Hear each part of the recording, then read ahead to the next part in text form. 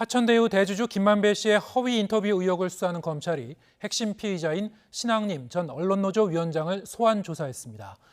검찰은 김만배 씨도 인터뷰 내용이 허위임을 사실상 인정했다며 대선 개입 여론조작 사건으로 규정하고 특별수사팀을 구성했습니다. 김혜린 기자의 보도입니다. 검찰이 신앙림 전 언론노조 위원장을 피의자 신분으로 불러 조사했습니다.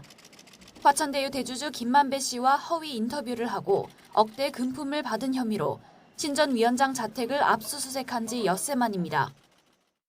그 녹취 파일을 언제 건네신 거예요? 녹취 파일이 있다고 다른 분들한테 말씀하신 적 있으세요? 검찰은 신 전 위원장을 상대로 김 씨와 사전에 공모했는지, 김 씨에게 받은 1억 6,500만 원이 허위 인터뷰 대가였는지를 집중적으로 추궁했습니다. 신 전 위원장은 대체로 혐의를 부인한 것으로 전해졌습니다. 앞서 김 씨는 2011년 부산저축은행 대출비리 사건 당시 대검 중수 이과장이던 윤석열 대통령이 대장동 자금 관련 수사를 무마해줬다는 취지로 인터뷰했습니다. 하지만 검찰은 당시 대장동에 들어간 자금은 명백히 수사 대상이 아니었고 대장동 대출 브로커 조우영 씨도 부산저축은행 본류 수사를 위해 참고인 조사를 받은 거라고 밝혔습니다. 또 김만배 씨도 검찰 조사에서 수사 무마 의혹 인터뷰의 허위성을 어느 정도 인정했다고 설명했습니다. 김 씨가 유력 언론인을 매수해 대장동 사건 실체를 호도하는 인터뷰를 대선 직전에 한 게 사건의 본질이란 겁니다. 검찰 압수수색에선 신 전 위원장에게 건네진 1억 6,500만 원이 책값이 아닌 허위 인터뷰 대가임을 의심할 만한 간접 정황도 발견됐습니다. 화천대유 사무실에서 확보한 신 전 위원장의 책 3권이 거액의 가치가 있다는 김 씨 주장과 달리 사실상 방치돼 있었던 겁니다.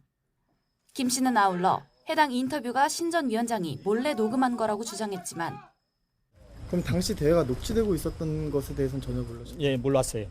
그거는 신앙림 선배가 저한테 사과해야 될 부분이라고 생각해요.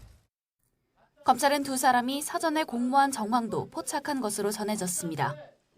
또 김 씨가 대장동 관계자들에게도 허위 인터뷰를 종용한 거로 보고 남욱 변호사를 불러 김 씨와 신 전 위원장 관계를 캐물었습니다.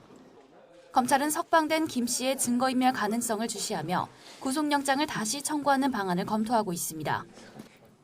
이와 함께 이번 의혹을 대선 개입 여론조작 사건으로 규정하고 중앙지검 반부패 수사 3부를 중심으로 검사 10여 명이 참여한 특별수사팀도 꾸렸습니다.